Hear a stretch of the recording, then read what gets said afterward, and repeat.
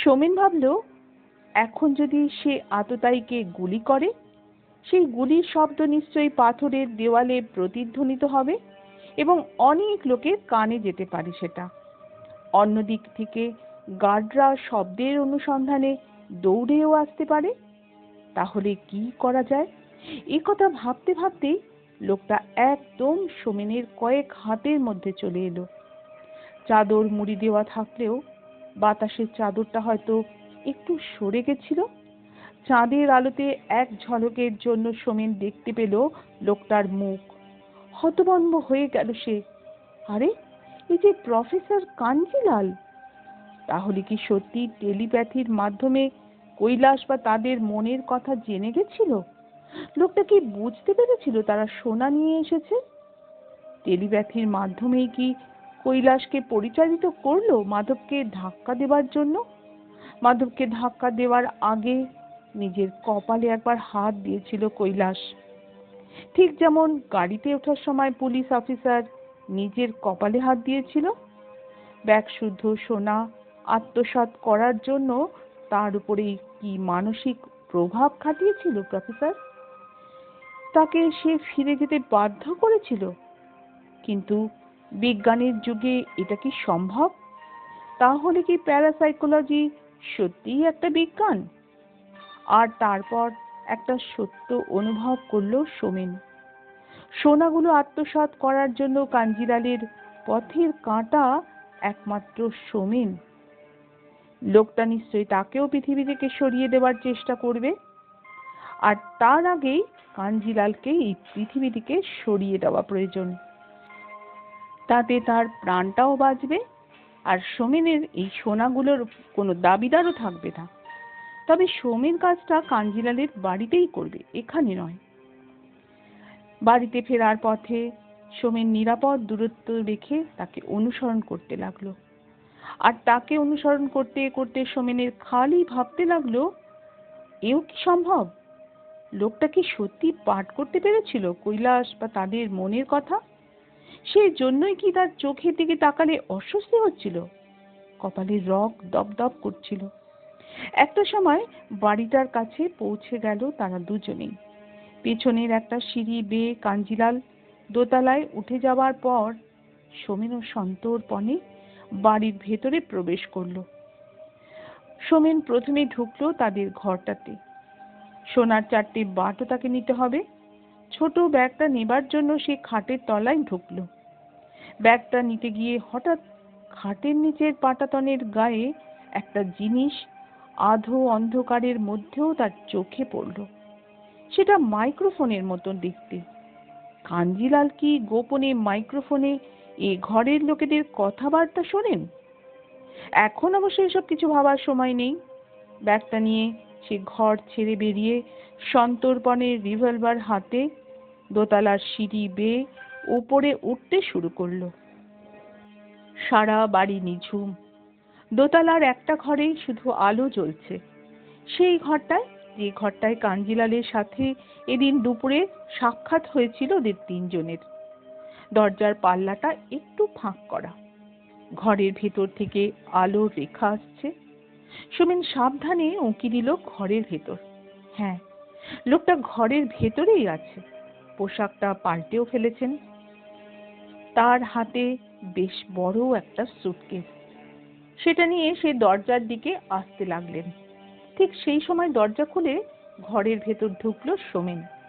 তাকে দেখে যেন একটু আশ্চর্য হয়ে প্রফেসর বললেন, আপনি এখানে? কি ব্যাপার? সোমেন বলল, হ্যাঁ, আমি আপনার সাথে সাক্ষাৎ করতে এলাম। আর তারপরেই প্রফেসর কাঞ্জিলালের নজর পড়ল সোমেনের হাতে ধরা রিভলভারটার উপর। তিনি কিছু না বলে চশমা খুলে তাকালেন সোমেনের দিকে। কি অদ্ভুত সেই দৃষ্টি! হিপনোটিজম নাকি? সে দৃষ্টি যেন গ্রাস করে নিচ্ছে সোমেনের সমস্ত সত্তাকে। তার মনের গোপনতম কুঠুরিতে যেন তীক্ষ্ণ টর্চের আলো ফেলে দেখার চেষ্টা করছে সেখানে কি লুকানো আছে। সোমেনের ভাবনাগুলোকে যেন ও দুটো চোখ দিয়ে ফালা ফালা করতে চিরছে। তার কপালের রগ দুটো দপদপ করতে লাগলো। রিভলভার ধরা হাতটা কেমন যেন অবশ হয়ে আসছে। সোমেন যেন ধীরে ধীরে লোকটার নিয়ন্ত্রণে চলে যাচ্ছে। চোখ ফেরাতে পারছে না সোমেন। ক্রমশ উজ্জ্বল থেকে উজ্জ্বলতর হচ্ছে কাঞ্জিলালের চোখ দুটো। সোমেন একটা শেষ চেষ্টা করলো। মনের সব শক্তি একত্রিত করে রিভলভারটা উঠিয়ে প্রফেসর কাঞ্জিলালের বুক লক্ষ্য করে চালিয়ে দিল গুলি। পরপর দুটো গুলি।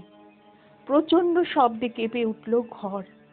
ধোঁয়াতে আর বারুদের গন্ধে ঢেকে গেল সব কিছু। কাঞ্জিলালের চোখের দৃষ্টি হঠাৎ যেন নিষ্প্রভ হতে হতে নিভে গেল। দড়াম করে একটা শব্দ হলো। ধোঁয়ার রেশ যখন কাটলো তখন সোমেনের সামনে মাটিতে পড়ে আছে কাঞ্জিলালের রক্তাক্ত নিস্পন্দ দেহ। সোমেনের নিজেরও ধাতস্থ হতে বেশ কিছুটা সময় লাগলো। পরপর 3টে মৃত্যু 1 ঘন্টার মধ্যেই সে প্রত্যক্ষ করলো। 2টো খুন হতে দেখলো, আর একটা খুন সে নিজেই করলো। কাঞ্জিলালের হাত থেকে চাবিটা ছিটকে পড়েছিল মেঝেতে। সেটা কুড়িয়ে নিয়ে সে সুটকেসটা খুলতেই জামা কাপড়ের নিচ থেকে বেরিয়ে এলো সোমেনদের সেই ব্যাগটা। সম্ভবত কাঞ্জিলাল বাড়ি ছাড়ার চেষ্টা করছিলেন। সোমেনের পর সে ব্যাগটা টেবিলে রেখে কাঞ্জিলালের চেয়ারে বসলো। মনটা শান্ত করার জন্য কিছুটা সময় প্রয়োজন তার। শিবশরণ বাড়িতে নেই। কাঞ্জিলাল সহ তার সঙ্গীরা মৃত। আপাতত কেউ তাকে বিরক্তও করতে আসবে না। একবার ঘড়ি দেখলো সোমেন। 8:30 বাজে। এখানে আসার সময় তারা খবর নিয়ে এসেছিল 9:30টায় এখান থেকে শেষ বাস জব্বলপুর স্টেশনে যায়। স্টেশনে পৌঁছে রাতের কোনো ট্রেন ধরবে সোমেন। পরদিন শিবশরণ যখন বাড়িতে ফিরে প্রফেসর কাঞ্জিলালের লাশ দেখবে, সোমেন তখন অনেক দূরে কোথাও পৌঁছে গেছে। এই বাড়ি থেকে বাস স্ট্যান্ডের দূরত্ব মিনিট 20। শেষ মুহূর্তে সোমেন সেখানে পৌঁছে বাসে উঠবে। আগে বাস স্ট্যান্ডে গিয়ে লোকের চোখে পড়ে কাজ নেই। এ বাড়ি ছেড়ে ঠিক 9টায় বেরোলেই যথেষ্ট। 8 ঘন্টা এ ঘরে বসে বিশ্রাম নেওয়া যাবে। কাঞ্জিলালের সেই গদি আঁটা চেয়ারটাতে বেশ আয়েশ করে বসলো সোমেন। কিছু দূরে পড়ে আছে কাঞ্জিলালের মৃতদেহ। তার সেই উজ্জ্বল চোখ দুটো কেমন যেন নিষ্প্রভ হয়ে মরা মাছের চোখের মতো চেয়ে আছে সিলিং এর দিকে। সেই চোখ দুটো কোনো দিনও আর কারো মনের খবর পাঠ করতে চাইবে না। সোমেনের এটা প্রথম খুন। দেহটা কাছেই পড়ে থাকলেও তার ভেতরে কোনো রকম উত্তেজনা অনুভব হচ্ছে না। এই সোমেন প্রথম বুঝতে পারলো তার মধ্যেও একজন কোল্ড ব্লাডেড মার্ডারার এতদিন লুকিয়ে ছিল।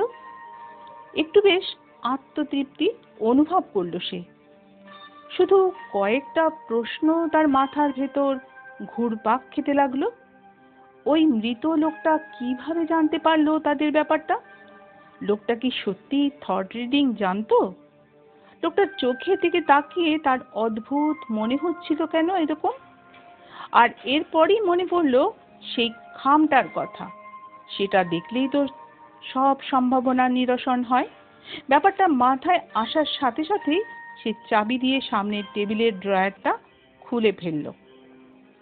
2টো একই রকমের খাম রাখা রয়েছে সেখানে। সোমেন খাম দুটো বের করে টেবিলে রাখলো। প্রথমে মুখ বন্ধ 2টো খামের, লাল রঙের দেখতে। সেই খামটার মুখে সোমেনের সই করা ছিল। সেই খামটা খুললো সোমেন। একটু কাঁপা হাতে ভেতরের কাগজের ভাঁজটাও খুললো সে। খুনটা নিয়ে না হলেও এই ব্যাপারটা নিয়ে তার বেশ উত্তেজনা বোধ করছে। কিন্তু কাগজের লেখাটা পড়ার পরই সোমেন হো হো শব্দে নিজের মনে মনেই হেসে উঠল। কাগজের প্রথমে একটা পরিচিত ছড়া লেখা, হলদে সবুজ ওরাং ওটাং ইট পাটকেল চিৎপটাং। তারপর লেখা, আমার এতদিনের প্যারাসাইকোলজি চর্চা তবে মিথ্যে। লোকটার মনের কোনো কথাই তো আমি পড়তে পারলাম না। কিন্তু লোকটা তবে সোমেনদের ব্যাপারটা জানলো কিভাবে? তাহলে খাটের নিচে দেখা ওই জিনিসটা মাইক্রোফোনই। ওর মাধ্যমেই নিশ্চয়ই তাদের কথা শুনেছিল লোকটা। তারপর কৈলাসদের পিছু নিয়ে সুযোগের সদ্ব্যবহার করার চেষ্টাও করেছিল। আর লোকটার ওই চোখ দুটো, কি সেই উজ্জ্বল চোখ! আসলে সেটা নিশ্চয়ই সোমেনদের মানসিক দুর্বলতা। নানা কথা শুনিয়ে সোমেনদের উপর মানসিক প্রভাব বিস্তার করেছিল লোকটা। উদ্ভট ভাবনা ঢুকিয়ে দিয়েছিল তাদের মাথার মধ্যে। শেষ পর্যন্ত অবশ্য শেষ রক্ষা করতে পারল না লোকটা। সোমেনের কাছে হেরে গেল প্যারাসাইকোলজিস্ট প্রফেসর কাঞ্জিলাল। লোকটা জব্বর ধোঁকা দেবার চেষ্টা করেছিল। অস্বীকার করেও লাভ নেই, সোমেনও বেশ ভ্যাবাচ্যাকা খেয়ে গেছিল ব্যাপারটাতে। কাঞ্জিলালের অত্যাশ্চর্য ক্ষমতায় একটু ভয়ও পেয়ে গেছিল। এখন পুরো ব্যাপারটা ভেবে হাসতে লাগলো সে। সোমেন একটা সিগারেট ধরালো, তারপর টেবিলের উপর পা তুলে সোনা ভর্তি ব্যাগটার দিকে তাকিয়ে ভাবলো, সব সোনা এখন আমার। ব্যাগটা নিয়ে অনেক দূরে কোথাও চলে গিয়ে বাকি জীবনটা আনন্দে আরামে কাটিয়ে দেবে আয়েশ করে। সিগারেট টানতে টানতে সুখ স্বপ্নে মশগুল হয়ে রইল সে। ঘড়ির কাঁটা টিক টিক শব্দে এগিয়ে চলল। কোথায় যেন গ্র্যান্ডফাদার ক্লকে ঢং ঢং শব্দে রাত 9টার ঘন্টা বাজতে শুরু করলো। চিন্তা জাল ছিন্ন হলো সোমেনের। এবার তাকে বেরোতে হবে, অনেক দূরে চলে যেতে হবে, সবার নাগালের বাইরে। টেবিল থেকে পা নামিয়ে চেয়ার ছেড়ে উঠে দাঁড়ালো সে। দরজার দিকে এগোতেই যাচ্ছিল সোমেন, ঠিক সেই সময় দরজা খুলে হুড়মুড় করে ঘরে ঢুকলো সকালের সেই পুলিশ অফিসার সহ আরো বেশ কিছু পুলিশ কর্মী। সোমেন ভালো করে বুঝে ফেলার আগেই তার হাতে হ্যান্ডকাপ পরিয়ে দিল পুলিশ। একজন তার কোমর থেকে রিভলভারটা টেনে বার করে নিল, আর একজন ছিনিয়ে নিল ব্যাগটা। ব্যাগ খুলতেই বেরিয়ে পড়লো সোনার বাটগুলো। আর কিছু করার নেই সোমেনের। পুলিশ কর্মীরা এবার ঘুরে ঘুরে ঘরটার আনাচে কানাচে দেখতে লাগলো। একজন লোক টেবিলের উপর রাখা প্রথমে কাঞ্জিলালের লেখা সেই কাগজের টুকরো তুলে নিয়ে ভ্রু কুঁচকালো। তারপর দ্বিতীয় খামটা তুলে নিয়ে তার মুখ ছিঁড়ে ভেতরে কাগজটা খুলল, কিন্তু সেই কাগজে চোখ বুলিয়ে এসে বিস্মিতভাবে বলে উঠল, আরে, লোকটা অন্তর্যামী ছিল নাকি? কথাটা শুনেই অফিসার সহ পুলিশ কর্মীরা তার দিকে তাকালো। লোকটা সম্ভবত বাঙালি। সে বলল, প্রফেসর কাগজে কি লিখেছে শুনুন আপনারা। উনি লিখেছেন, পেরেছি পেরেছি, আমার প্যারাসাইকোলজি টেলিপ্যাথি চর্চা মিথ্যে নয়। প্রথম লোকটার ক্ষেত্রে দীর্ঘদিনের অনভ্যাসের ফলে ব্যর্থ হয়েছিলাম, কিন্তু পরপর দুজনের মনোভাব আমি পাঠ করতে পেরেছি। পুলিশ অফিসার যাবার আগে মনে মনে বলে গেল, ঠিক রাত 9টায় ওয়ারেন্ট নিয়ে এ বাড়িতে সে হানা দেবে, আর আমার সামনে সেই লোকটা বসে আছে, তার নাম প্রাঞ্জল নয়, মাধব। ওর ভাবনা পাঠ করে আমি জানতে পারলাম, এক ব্যাগ সোনা নিয়ে পালিয়ে এসেছে, ভুয়ো পরিচয় দিয়ে এখানে উঠেছে তারা। অন্য দুজনের নাম কৈলাস আর সোমেন। সোমেন হতবাক হয়ে গেল। মাধব তো ওই খামটার কথাও তাকে বলেছিল। প্রথম খামটা খুলে লেখাটা পড়ে দেখবার পর দ্বিতীয় খামটা খুলে দেখার প্রয়োজন বোধ করেনি সোমেন। সময় হাতে ছিল তার। খামটা যদি সে খুলতো তবে সে পুলিশের নাগাল এড়িয়ে যেতে পারত। সোমেন তাকালো কিছুটা তফাতে পড়ে থাকা কাঞ্জিলালের মৃতদেহের দিকে। হঠাৎ তার মনে হলো কাঞ্জিলালের ঠোঁটের কোণেই আবছা একটা হাসি ফুটে উঠেছে। সে হাসি ব্যঙ্গ করছে সোমেনকে। তার দৃষ্টি যেন এখনো সোমেনের প্রতি নিবদ্ধ। আবার জীবন্ত হয়ে উঠেছে সেই চোখ দুটো। তারা পাঠ করেছে সোমেনের মনের খবর। সোমেনের কপালের পাশের শিরাগুলো দপদপ করতে শুরু করলো। সোমেন পুলিশ অফিসারকে উদ্দেশ্য করে বললেন, প্লিজ প্লিজ ওর চোখ দুটোকে ঢেকে দিন। আমি এই দৃষ্টি আর সহ্য করতে পারছি না, আর সহ্য করতে পারছি না। শেষ হলো আমার লালখাম গল্পের এক অন্তিম পর্ব। তোমাদের কেমন লেগেছে বন্ধুরা? যদি ভালো লাগে বরাবরের মতো একটি ভালোবাসা রেখে যেও আমার এই নিবেদনটির পাশে। অসংখ্য অসংখ্য ধন্যবাদ তোমাদের আমার সঙ্গে এতক্ষণ সঙ্গ দিয়ে গল্প পাঠ শোনার জন্য।